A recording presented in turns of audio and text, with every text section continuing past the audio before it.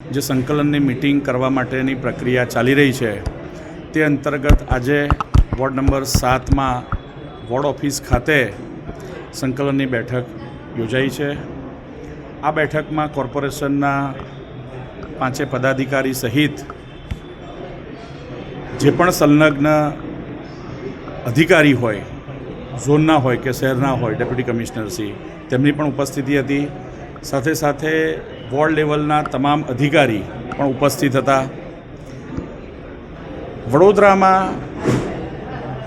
પાણીના કામ હોય, ડ્રેનેજના કામ હોય, વરસાદીના કામ હોય, રોડ રસ્તાના કામ હોય, સ્વચ્છતાના કામ હોય, એન્ક્રોચમેન્ટને લઈને વિષયો હોય અથવા લો એન્ડ ઓર્ડરની પરિસ્થિતિ ઊભા કરનારા વિષયો હોય, આ તમામ પ્રશ્નોની મુક્ત મને 2-વે કમ્યુનિકેશનના માધ્યમથી જનપ્રતિનિધિ અને અધિકારી એ બંને વચ્ચે વિસ્તૃત ચર્ચા થઈ છે।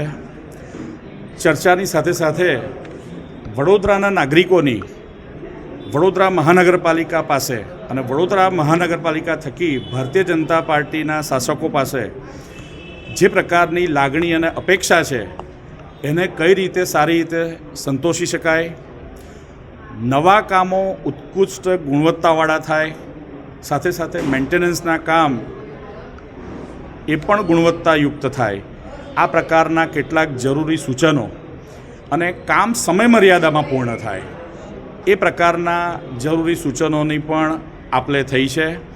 અને વોર્ડ નંબર 7 વિસ્તારમાં મેક્સિમમ કાર્યદક્ષતા સાથે, એફિશિયન્સી સાથે કયા પ્રકારે અધિકારીગણ હોય કે ચૂંટાયેલા જનપ્રતિનિધિ હોય તેઓ કામ કરે તે પ્રકારની ચર્ચા થઈ છે।